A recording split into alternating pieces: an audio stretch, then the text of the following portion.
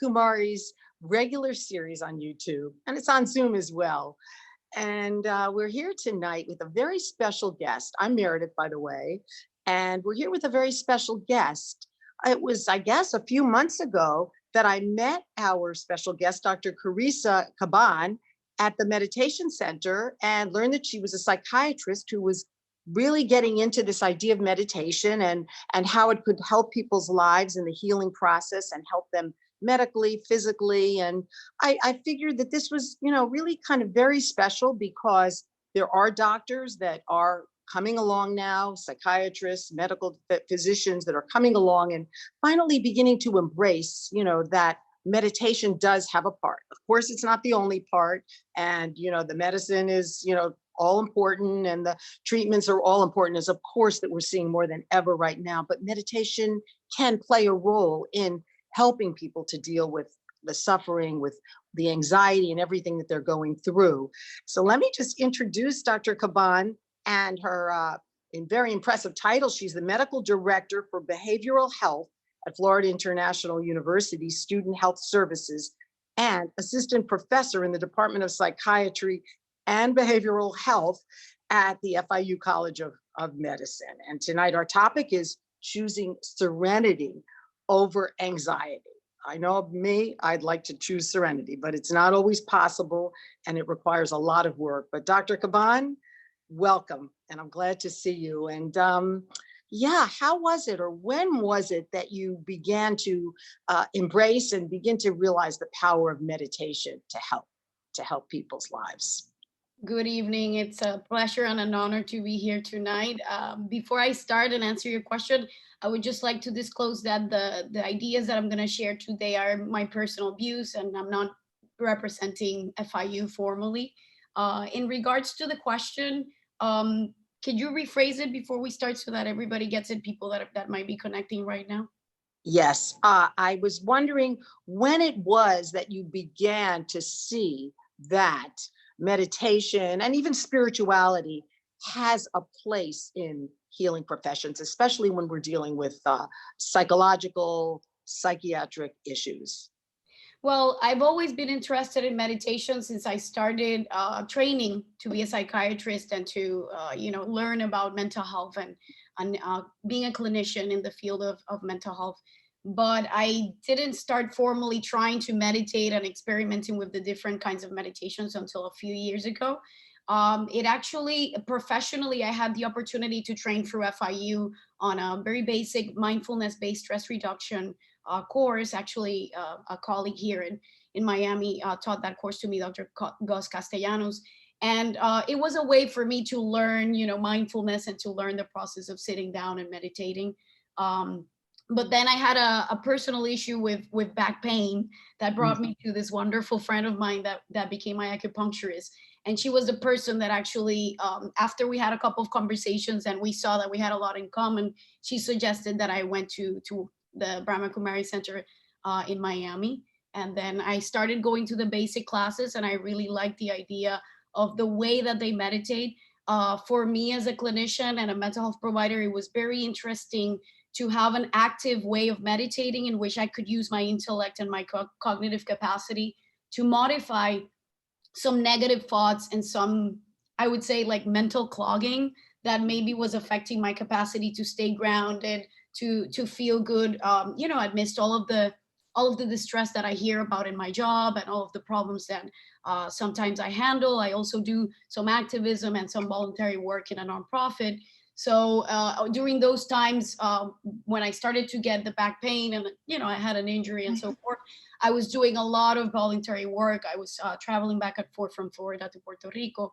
And I think all of that stress and seeing a lot of suffering beyond the office and, one-to-one patient care, I think definitely affected me. And I was, becoming somewhat anxious, and the process of meditating with a cognitive capacity to reflect on my virtues and so forth helped me a lot. And I've also seen how it has helped a lot of patients. There's actually some research studies about how meditation can be very helpful for things like depression and anxiety. Although it's not so popular and common to implement meditation in this side of the world, it's something that certainly I believe in, and I think it could be very helpful. Well, I find it really, really just very great to hear this because I remember speaking with either doctors, physicians in the past, or psychiatrists, psychologists who thought it was very interesting and they were open. They were always open, but they didn't really feel that it had a place in terms of healing and dealing with, the issues that people had in life. And so there is, would you say there definitely is, as we see meditation is, all over today in different ways. So there is a shift in terms of people recognizing this value of meditation, right? I think so. Yes, I think so. And some of my colleagues and friends that I have sometimes have told me that they just don't find it practical, and I get that. I understand that when we're busy and we're on the go, and we're trying to help people, the idea of like sitting down in meditation for hours and so forth could be draining just to think of. But there are techniques that we can use to implement that into our daily lives and into our daily schedules, and it does not have to be that common cliche that I don't think it's correct about, like sitting for hours in an empty room where there's no noise and just having your mind go blank. It's actually a very active thinking process that helps us sort of like, clear our minds, but not in the sense of like going, having the thoughts just go away. It's just actually purifying them and visualizing positive thoughts that could give us a way to ground ourselves and to feel actually how we naturally should feel, how most babies feel when they're born. They tend to be always, except when they need their eating and their sleeping, babies tend to be happy, babies tend to be peaceful. And I think that sometimes we start believing in life that we have to get stuff, get success, or get money, or get Yeah. possessions, or just get titles to feel happy, when I realized through this process that we have everything that we have to be happy. We already have that inside of us, but we sort of like get away from that Mhm. origin that we have, thinking about so much concerns and worries and things that come that are big challenges and that are real challenges, like the situation that we're facing right now with COVID-19. Yeah, well, I remember personally that when I started meditating and I would try to sit down and meditate, it was like you're saying that some people just can't do it or it's difficult, even especially maybe in times like this. I would not be able to meditate. I mean, I wouldn't even be able to sit for 1 minute practically. My thoughts would start to just go so quickly. They Mm. were worse than when I wasn't meditating. And I thought, maybe this isn't for me. I just can't meditate. And did you have that experience, or have you seen people have that experience at first? I It think can so. I still have it sometimes when I'm right? very, when I had a really long day, or, something is happening that maybe has me concerned. It actually, the more that you practice, and if you do it on a daily basis, at least for a few minutes, you develop. It's like everything, like going to the gym, like learning, like learning anything new. And the more that you practice, I tend to start noticing that as I keep going, once I get centered and I focus my thoughts, it gets easier as you go by to sort of like get to that moment where you can just feel, more relaxed. But still, sometimes, with all of the things that happen to us sometimes in life, we sometimes get away from our center, and sometimes it takes us longer to go back. Yes, but definitely it happened to me in the beginning. It's a process. It really is a process. And sometimes the people have said to me, they can't do it. They just can't do it. Or they've even been working on it for a long time and nothing happens. Nothing happens. So I was wondering, what now that you've become a pretty regular meditator, why is it that nothing happens? Is it because they're just not meditating correctly? Or, and there are a lot of different types of meditation out there. And sometimes, you can mix them up or be trying different things in your meditation and it's just not working properly. Yeah, so I think that that's an individual question, right? Everybody has a different experience, and there's also different kinds of theories or modalities or practices that people use to start meditating or to meditate in their practice. So, I think that is a part of it. And sometimes when we are having a lot of emotional distress, or we're sleep deprived, or our body is in a lot of pain, or we have illnesses, or we are just having a lot of negative thoughts that come with life experiences that have been Mhm. either really difficult or traumatizing. It's really hard to just like sit there and just clear the mind. I definitely get that. A lot of my friends that are in that do activism and do social justice work sometimes, really struggle with the idea of like, having the image of someone in a lot of psychosocial and socioeconomic distress, being able to just like sit down, meditate, and relax. And I definitely get that. But like any other tool that we can use to become more resilient and to, become more resistant to everything that's going on, I think that spirituality and meditation could just be another very valuable tool that we can incorporate without having to pay even 1 cent, Uh-huh. to really, get grounded and be able to persist and to really overcome challenges. And I've actually seen that, in the words and the presence of a lot of community leaders and community members of different places in Puerto Rico that have endured the impact of Hurricane Maria, the impact of a fiscal crisis and a status of systemic oppression of multiple decades, the earthquakes that hit part of the island a couple of months ago, and now the low access, for example, for testing that the island is going through, with difficulties with getting access to healthcare for COVID. And yet, I have met some folks in different places in Puerto Rico that use mindfulness, meditation, and other practices to really strengthen themselves and overcome adversity. And they really have noticed a difference, and they say it. So this is not only for a specific socioeconomic strata, or it's not just for some people. It could be used by anyone.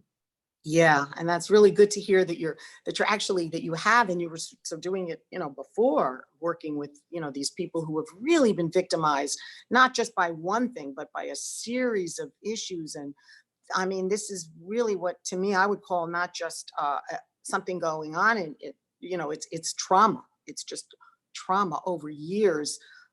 Are you concerned about what's happening now in our society? That this is not, there's anxiety, but this could take some time, not just even it, being solved, the whole, problem with the virus, but it could affect people kind of I'm thinking more of like PTSD, because this constant fear and constant worry, it has to take its toll on our society, right? And I think it's important maybe that we recognize that. Definitely. I Yeah. actually didn't get an opportunity to check if there's already reliable data in terms of suicidal rates in the US, and more incidents of mental health issues. But that's what most of us predict. Obviously, every time that there's a crisis, people have a higher risk of developing mental illness and physical illness as well, and more when the crisis is brings up issues of inequity, and when certain populations are having more vulnerability because of, again, their social, political, or economic status, right? Hmm. So I've seen that before with disasters like hurricanes, for example, but this is a global scale, right? So I think everybody has massively entered into this anxiety and fear stage that also affects us, not just because of the impact of the virus and unfortunately the lost lives and people that are in the hospital with the respiratory complications, but also the emotional and the mental impact that it's having in society as a whole, with the fears that people have about what might happen in the future, job and food insecurity, for example, and then the fear of actually being ill and having to die from this, right? So obviously, yes, definitely. I know that you're a big believer in, to me, a word that's just all important, and I think you've already mentioned it, but we'll mention it again, because it's so important, which is resilience. And I actually heard somebody today on CNN talking about the need for resilience in her life, and that we all need to be resilient at that time. So I was wondering, how is it that you're able, and you have with, with your work in Puerto Rico and other places? I know you've also worked with homeless people in South Florida. How are you able to help people become more resilient, which is, not carry all this heavy stuff of all of this suffering, because there's a lot of suffering right now. I think for everybody in our society, or almost everybody, right? Yes, there's multiple ways to help. Obviously, everybody has to go through their individual journey and find what works best for them. But I think the first step is just being there and demonstrating with even nonverbal cues that you care about other people, whoever you have available to show them that, friends, family, people, co-workers, or anybody that you can help, right? If you can donate some money, but more than money or financial resources, just show that you care. That impact of an environment of support and empathy and compassion is really, I think, one of the most valuable tools, because we're not going to be able to. People are frustrated and fear and scared because we focus on all of the things that are making us feel insecure, because this is a situation of a lot of uncertainty, right? So I think the fear comes more than anything from the fact that we can't control a lot of what's going on, and that makes people feel helpless. So when you turn that around and you try to focus on whatever you can do that is at your fingertips, for example, physical distancing is a way for actually to protect yourself, but also, if it's indicated and it's asked from public health organizations to do this, and you see why, just doing it and being a responsible citizen and thinking about other people around you is actually an act of you're being proactive. You're not just doing nothing. And sometimes people feel helpless because they're stuck at home, but they might actually be doing more for people that are getting the virus than actually going out there and exposing themselves and other people. That's just one example. And then, I think another way to really work on resilience is to just not focus. Unfortunately, we are going through a lot of situations of negative processes, right? This is not new for me. The virus obviously is a global issue that is very acute that we didn't expect, but we were already going through a situation of a lot of inequity all over the world, a lot of issues like climate change that are going to greatly affect thousands of people, more than anything, people that are, again, going through poverty and income difficulties. And, it's if we focus on the situations, the challenges, and what's going on in the world, and we don't focus on what we can do to not let that completely overwhelm us, then it's sort of like a lost battles, right? Sister Shivani, I think, says that stress equals resilience, a pressure divided by resilience, right? So if you can work on just grounding yourself and building emotional strength and doing what you can, being with your loved ones, taking care of your family, sleeping well. Sometimes people have 4 jobs and a lot of kids that are really having to work, or that are trying to just hold on to whatever job they have. They might not have the resources to give to others, but at least if they take care of themselves and they take care of what they have in their power, that can have a positive impact without losing patience and becoming constantly overwhelmed, because those energies get transmitted from one person to the other. And I think that sort of expands the problem. And on top of that, as a medical doctor, we train a lot on the body, right? Not necessarily like the emotional aspect of illness. And if you think about it, it's very well demonstrated with research studies that when you are in a really constant state of distress and anxiety, your defenses go down, and then you're more obviously vulnerable to things like viruses. So, I know it's not easy. It's a huge challenge for, I am in a situation of privilege, because I know I would feel very different, and I would maybe have more trouble with, for example, trying to meditate or relax if I was in a very difficult situation, right? But I think that if we help each other and we show the other persons that we care, that makes a big difference. So I think that's, at the root of it is compassion, really beginning to feel for other people, because when you're feeling for other people and you're caring about people and trying to help other people, something shifts inside you, doesn't it? Something happens where it's not all about you and your suffering. It's kind of an amazing experience that one has when you think about others, as opposed to what's happening to you, and that you get away from being that victim, the victim mentality. Don't you think, in a sense, that meditation really addresses that? It's something where you begin to, again, have a much bigger feeling for people and for the world than we normally do. Yes, I was actually in a great process group with some community leaders in Puerto Rico that are my friends last week, and we were talking about the process of like just let it go, and like just if you don't feel good and you're feeling overwhelmed, like, there was a person that had lost some people that were very important for him with this whole situation. And obviously, we go through these stages. This is like a situation that automatically triggers the stages of grief. I don't know if the people that are listening has heard about them, but, when we lose someone, we go through these stages. And when we have a major climate disaster, for example, or we go through a pandemic, we go through all of these stages of grief. And sometimes just learning through that process in terms of getting to know yourself and accepting what's going on. I'm not necessarily telling people to give up on what they're working towards to. I know that some people might be watching that do activism. Yeah. It's not accepting things to just let them be. It's more of a process of like owning what you can do and letting go of the things that you're just pushing against. If you're trying to push against a tree that has a very, very solid root, you're probably not going to be able to push it, right? But if you try the branches and you work at it, then it might be more doable. So we have to do that, because if not, resistance is good when we can do something about it. But if we're always pushing against the current and we are just trying to control things that we can't control, then our energy goes away, we get drained, and then we lose motivation. So it's actually sort of like a survival thing that we have to do to just work on ways to stay grounded and not lose that emotional energy that we need to keep going.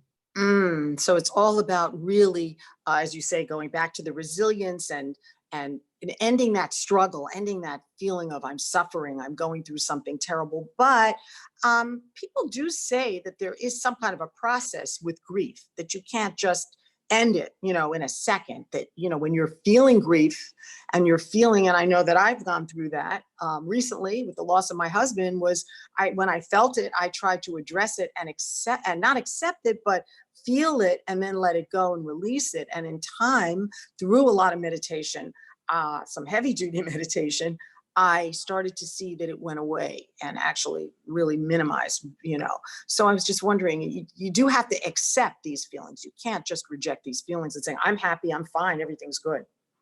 Well, I think when we speak about things like this, we don't have to do anything. I think everybody's different. Not everybody goes through the stages of grief. Are basically denial and isolation. Then a lot of people go for some anger. And if you think about just these words, you could probably think about people in your life, or see, for example, healthcare providers that are dealing with this at the hospital, the lack of access to PPE or masks and equipment that we need. You hear this, and I already think about some friends that are going through all of these emotions. Bargaining is the next stage. Then you usually go through a depression stage, and then acceptance. However, everybody's different. Not everybody goes through those stages in order. Some people like jump back and forth. It depends on a lot of factors, what you're going through, your situation, your resilience, right? So I think that definitely applies to what we're going through. Yeah, definitely there's a process. Most people need their time. And acceptance is key, right? So if you just try to resist and not feel anything and just be fine and keep going, that might make it more difficult. Although some people have that capacity in a much quicker and peaceful way than other people.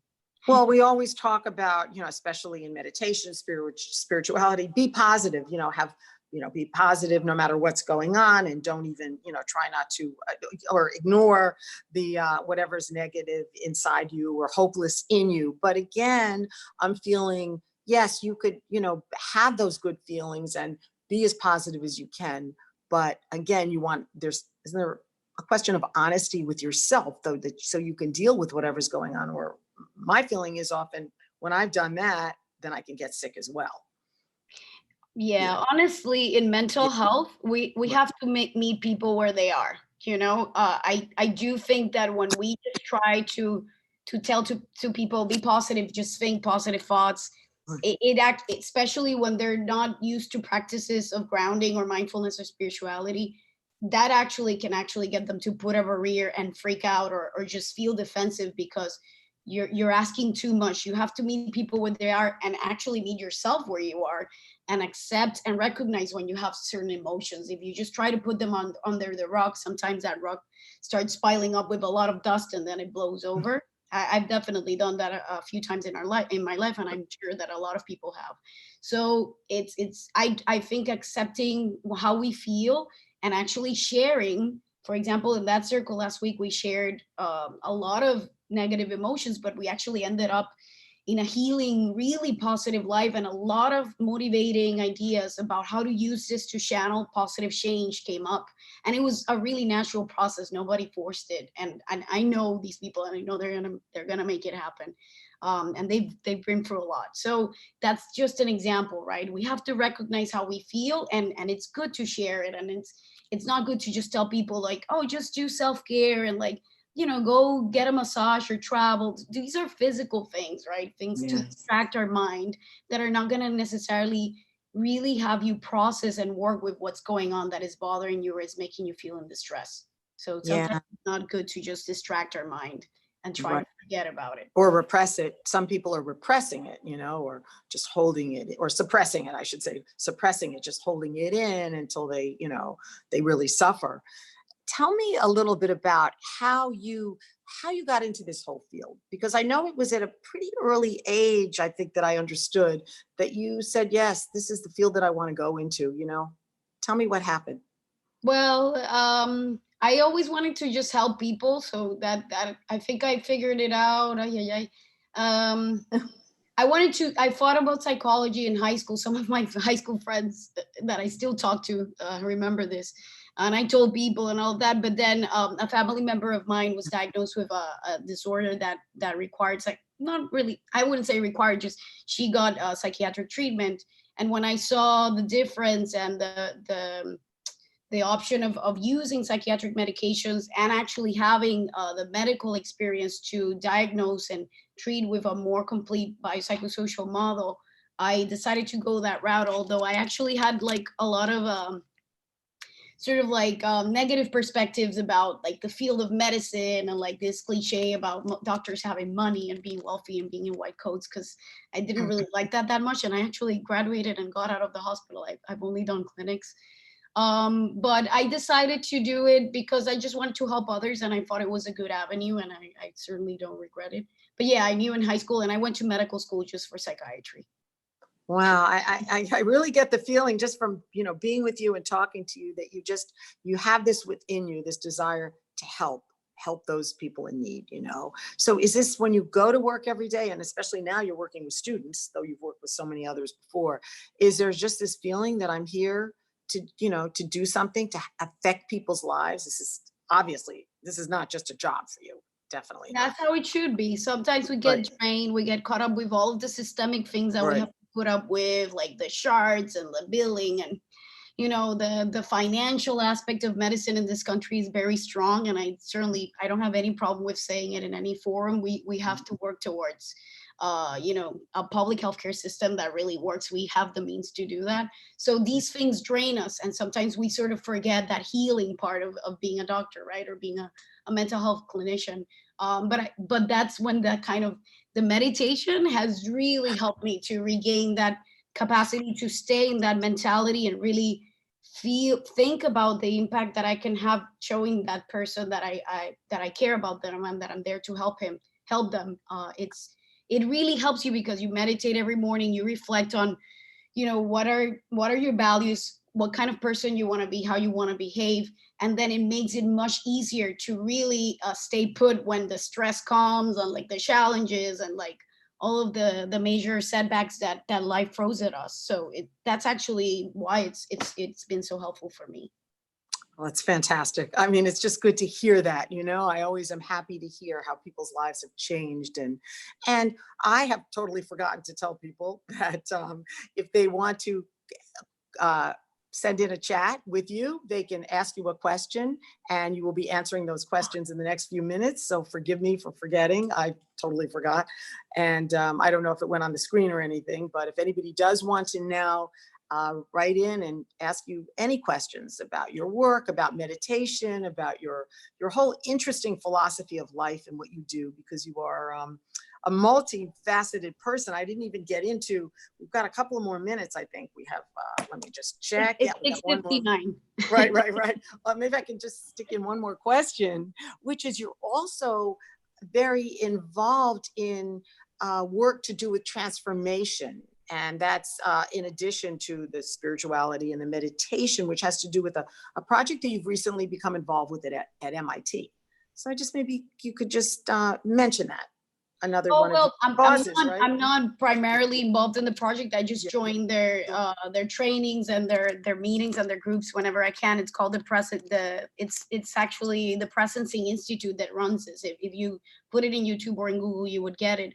And they're running a transformational project right now called Gaia, which is actually means Earth, which I love that name. And basically, actually, that was I learned about this from community leaders that I know in Puerto Rico that I've met through post Hurricane Maria work in terms of disaster response, and like some workshops that I did with a nonprofit organization that I helped founded and I'm a member of, which is Crear con Salud, or Create with Health.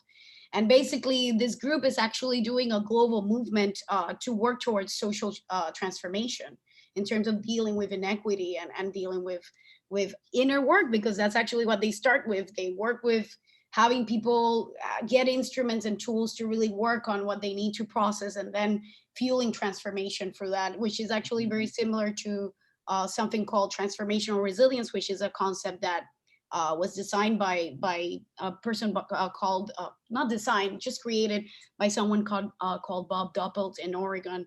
I work with him on a sort of like a think tank to address the impact of climate change on mental health. So all of these groups around the world are actually, trying to make change, and a lot of them use mindfulness and meditation practices to really be able to stay put emotionally with with not getting drained in the process and not giving up, which is really hard. That's why I think this is so helpful. Yeah. Well, And then transformational resilience is very important, because resilience alone is not enough. Some people manipulate that term to sort of put the responsibility on individuals that are going through a lot of oppression. And when you add the transformational component and you help with the right tools, it's that process of, like, I am a community psychiatrist, so it's that process of supporting people in their own process of like organizing and really realizing their potential, right? And that's what we've seen with Crear con Salud in Puerto Rico, and also with some efforts that I've assisted with here in Miami. So, well, Dr. Caban, I think I could talk with you all night. I had so many questions I wanted to ask you, but 30 minutes is now up. And I thank you so much for being with us on our YouTube series. And I'm sure you'll be with us again in the near future. You have a lot to talk about, new ways and wonderful ways to help so many people out there. And I think this is the time, this really is, with all the suffering and all that's going on, it's really about transformation. And I feel that that's what will happen ultimately, that we will all transform and change in ways where, our society won't be the same, and it will be for the better eventually, after we could just get through all of this suffering and just, horrors that the planet is actually going through. But I feel it's about something much bigger than that. And again, thank you so much. And we now, you're not finished yet. I'm finished for a little while. thank you. Yes, we now have Dr. Kathy Shea, who's a program evaluator in behavioral health. And Kathy and I go back many years, because Kathy's been a student of meditation for 25 years. Beyond a student, she's a wonderful teacher. She's a wonderful organizer, a very, very talented person. And Kathy's been involved with this whole series. And so Dr. Shea, Kathy is going to be here now to talk with you, ask you some questions, and hopefully some questions are coming in as well. So thank you so much. Yeah. Thanks, Meredith, and thank you, Carissa. I don't see any questions on the YouTube chat line, but I have one. May I ask it? Of course. And it's your talk about transformational resilience. And we're coming up on the 50th anniversary of the very first Earth Day. And I'm old enough to remember the first one back in 1970. And maybe people don't realize it started as a youth movement. I was in Ohio at the time, and the Cuyahoga River, which runs through Ohio, caught fire because of the pollution. And the governor of Wisconsin at that time, Gaylord Nelson, said, we need to do something about this. And Meredith will remember, we used to have teach-ins. And so that became a thing on the college campuses, and the first Earth Day evolved. So, and I know you've been involved, you've been involved at all levels, at the individual level, community level, global level. So I'm wondering, particularly around the area of, around the issue of climate, do you feel that as 50 years into Earth Day, and because of all the things you're saying, do you think we've reached a tipping point? Because of all the reasons that we've mentioned and a lot more. Yeah, I think we reached a tipping point in many ways before this whole pandemic, right? I think the pandemic is actually can bring some learning in terms of looking at possible similarities and possible differences of how it would look if the environment keeps being damaged and we have to face advanced climate change, right? Because it's actually sort of like what I would imagine in terms of like just mini disasters coming up more often and more often, and then causing a lot of things like besides like just socioeconomic insecurity, like massive migrations and so forth, which has been predicted by scientists for a lot longer than people know. I've studied this when I learned about it because I always saw that we were damaging the environment, and my dad has been very, he loves nature and he raised me that way, but I didn't know about the science, term until like I would say, I don't know, 6 years ago or something like that. And when you really read the data and you see the impact that it's already had on some populations and some communities all over the world, the tipping point has been reached. We know the data and we actually have the solutions as well. Scientists have come up with all of the solutions. It's just a matter of really getting together with the social change that needs to happen for that. And then if you have the inner strength to sort of like accept and tolerate the reality and things as they are, but at the same time channel and motivate change, then obviously hopefully we catch up with the tipping point that has passed. Yeah. Well, one of the things that I hear people say a lot, and I've said it myself, and you actually put a different spin on it for me, that we're anxious to get back to normal, whatever normal is. And I think you were saying we don't want to go back. So tell me a little bit more about how we should go forward. Oh, I don't want to go back. A lot of the normal, and this is my personal opinion, a lot of the normal is what has caused for example, the fact that more African Americans and Hispanics are the numbers in terms of deaths from this pandemic are in the United States. Populations that are going through poverty and through systemic oppression are the ones that are more vulnerable to die, right? So if we just go back to normal, for some people that might be very comfortable, or they might think that it's very comfortable, but at the end of the day, this status of global social inequity is what has caused a lot of the problems that make us suffer, right? Or that make us go through a lot of pain. So when we have crises, it's sort of like inevitable to deny or to try to like just run away from realizing that there are a lot of things that we need to work on. It's sort of like it hits you in the face. And although that can be very hard, and obviously I don't want people to suffer, at the same time, it's sometimes necessary to channel change. I've seen that with Puerto Rico. We have a long way to go, but a lot of young people in the islands of Puerto Rico are rising up and are really getting involved and really trying to make a difference. Well, we're about to segue right into World Peace Meditation, but Carissa, give us one tip about the attitude or the awareness that would be helpful for us to have for ourselves, for our communities, for the world, as we begin to reemerge beyond. We will get beyond the epidemic or pandemic, but as we begin to reemerge, what's the attitude we should have? I think that it's very important to try to have gratitude for what we do have. That's good. Just the fact that the sun comes out every day and that we're not going through major disasters every day, and we have, some of us have at least some food to eat, and we have, people that care about us. actually, I have met people that do not have so much food to eat, but they can be happier than people that have loads of food in their fridge and in their cabinets, right? So that's how everything is relative. But having that attitude of gratitude, wanting to help others with through compassion and empathy, I think that's one way to start. And then focusing on what we can do, not on what we can't do, and being okay with self-compassion and with taking time for ourselves. If we don't do it, then we can't help other people. Okay, wonderful. I think that's the best advice of all. Take care of ourselves first. We're going to segue now into about 20 minutes of meditation for world peace. And those of you who know the Brahma Kumaris know that for decades, every third Sunday, we have open meditation for world peace. And one of the things I think that's changed is that many groups, many individuals are getting on the bandwagon for meditation, and not just as a practice, but as an energy for transformation and for healing the world and for ourselves. So thank you, Carissa. Thank you, Meredith. And thank you both for letting me be a part of this and watching it as well.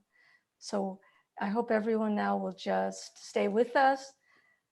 Take a moment to bring yourself to presence. Watching it as well. So I hope everyone now will just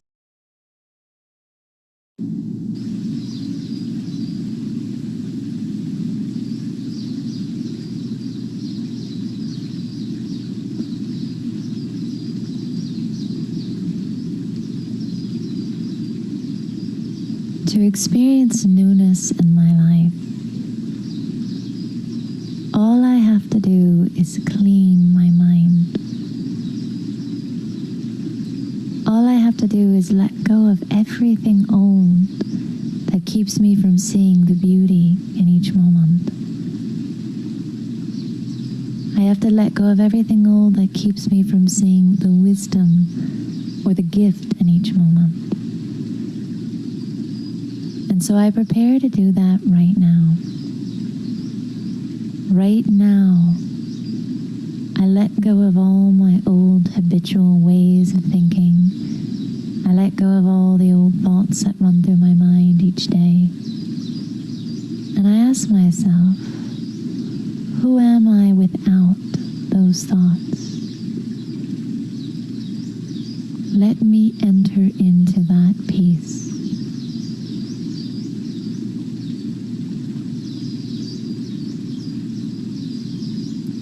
Let me enter into that mystical quiet.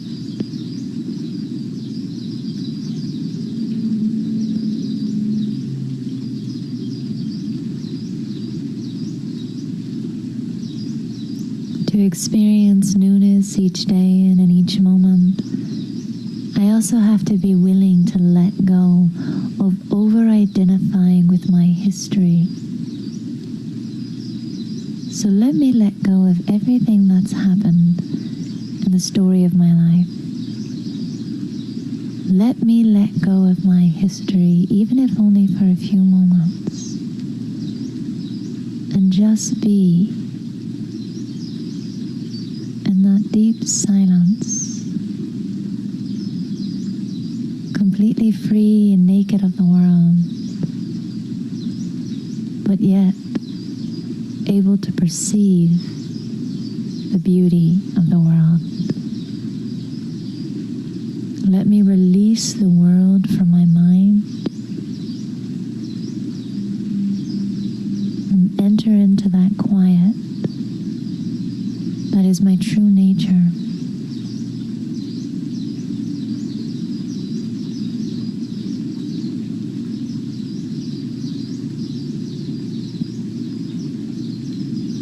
This practice alone allows me to perceive my life and each moment of my life with fresh eyes, with eyes that are able to see the significance of the situations around me, with eyes that are able to see the beauty of the moments around me. Let me come to each moment clean, free of history, free of old habitual ways of thinking.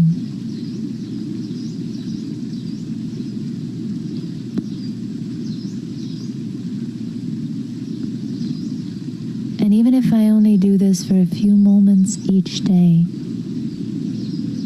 the effects will be profound. The quietude that it brings to my life will be profound.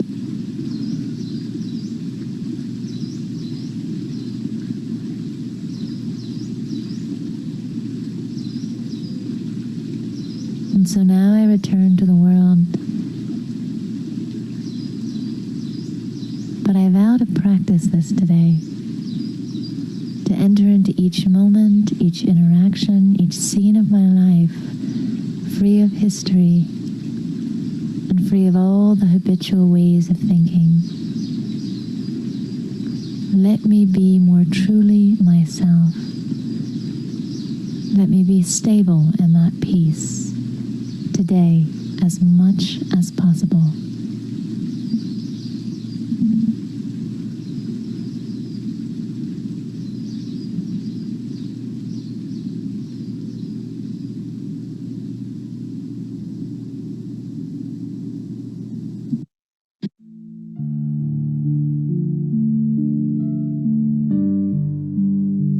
In my mind, I go to a place in nature,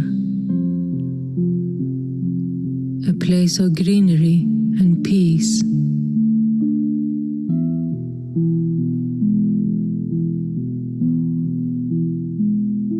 In my thoughts, I emerge the wind, and I can hear the leaves of the tree moving in the breeze.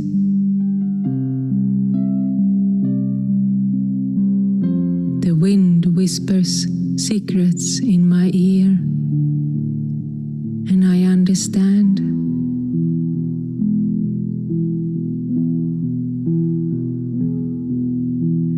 I can feel the sunshine on my face,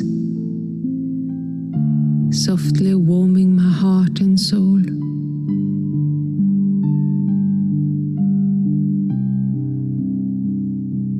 The birds are chirping in the background and singing songs of happiness and joy.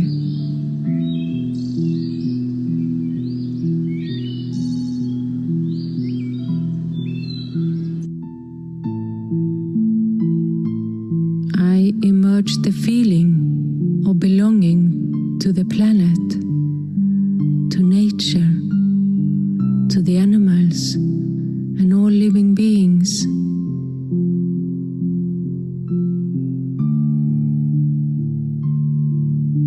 I feel safe in being forever connected to this global family of all living beings, and being connected to the world around me.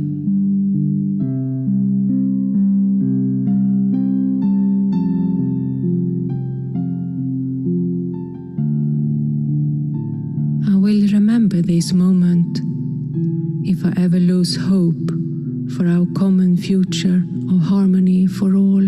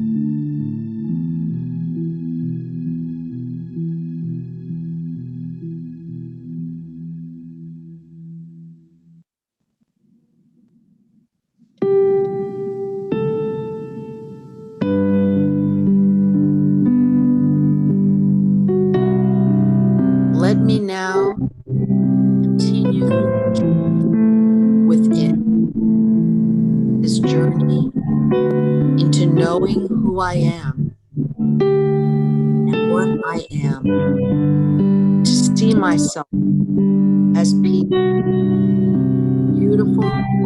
peaceful, and loving.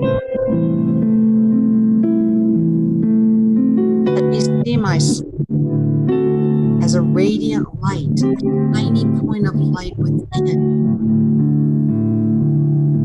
filling myself with peace, love, and joy, and only things that are good.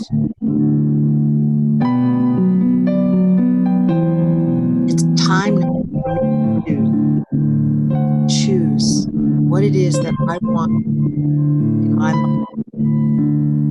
Do I want to experience pain or suffering or being a victim?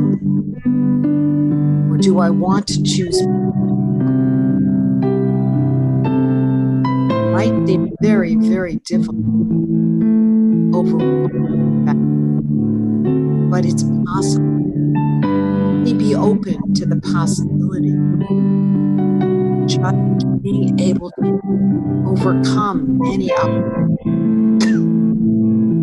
anything difficult in my life, and experience myself with the beautiful, beautiful, bright light, like a star, tiny star, just radiating love, radiating peace and goodness.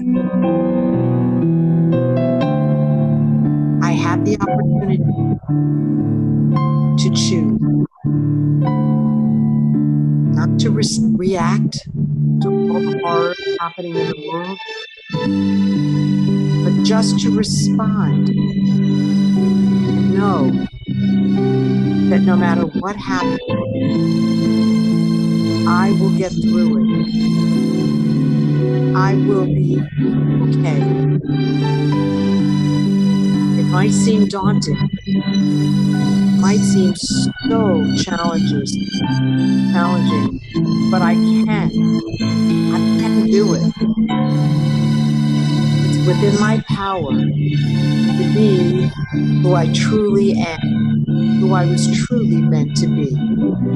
Beautiful, happy, peaceful, and loving soul. Let me experience myself to be this way. All I have to do is just think positively, think with love, reflect on who I am, this bright, beautiful, peaceful star, a radiant, amazing star. Let me get rid of anything that causes pain right now. Anything that causes hopelessness or negativity. I have no use for that anymore. I've had enough in my life, as most have. Enough pain, enough problems. I now can choose light and love. Let me just feel what it's like to be a beautiful star on a journey through the darkness. Even when there is darkness, I can choose. I choose serenity. I choose peace. I choose joy. And all I have to do is just keep this in my thoughts every day. Appreciate what I do have and not dwell on what I don't have. Let me have the faith that everything does work out in time. Everything, even horrendous things that I might be going through right now and fears, they will change. Everything changes in time. I am peace.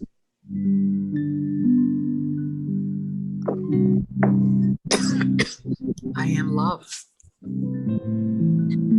I am light.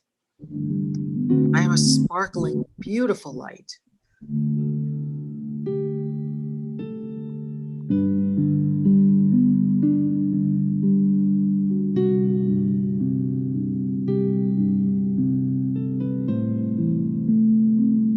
I am radiating light and love.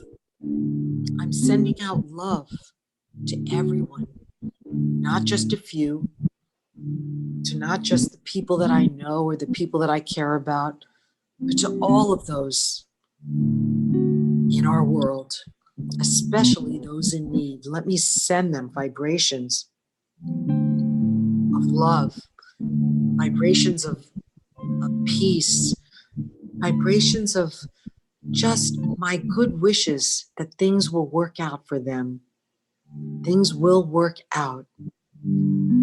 Everything has the potential to change.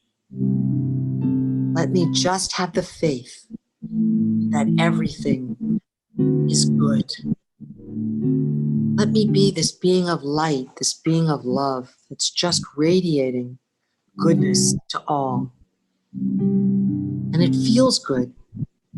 Hope feels good. I don't need to experience hopelessness or cynicism. It's all about my energy, creating beautiful energy in my life and for others. So I have a purpose, which is to help myself and help others. This is my purpose. This is what I was born to do, to be of service, to help the world. And all is good. Om Shanti. Om Shanti.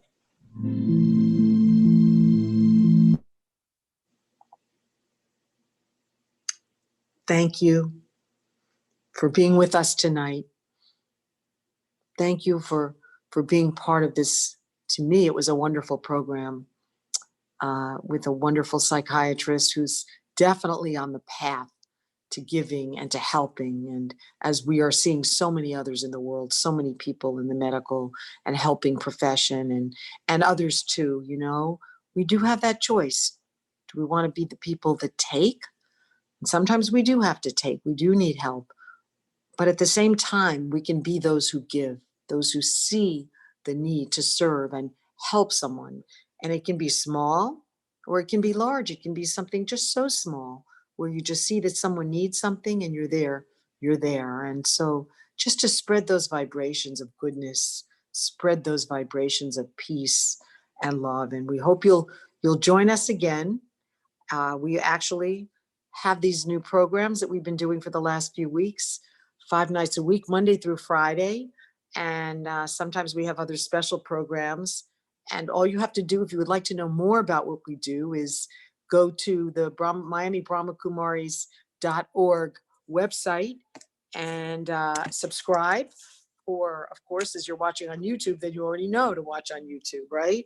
And so Monday through Friday at 6:30 p.m., we have these programs, and all to do with spirituality, all to do with meditation, all to do with really self-transformation, because we are at that time now on the planet where if we're going to make it and to ascend, then it's time for us to be in charge and to transform ourselves with love and peace and happiness. And thank you so much for being with us. And again, go to miamibrahmakumaris.org and you can subscribe so you'll get an email every week. And you'll also be able to see what our upcoming programs are. Om Shanti.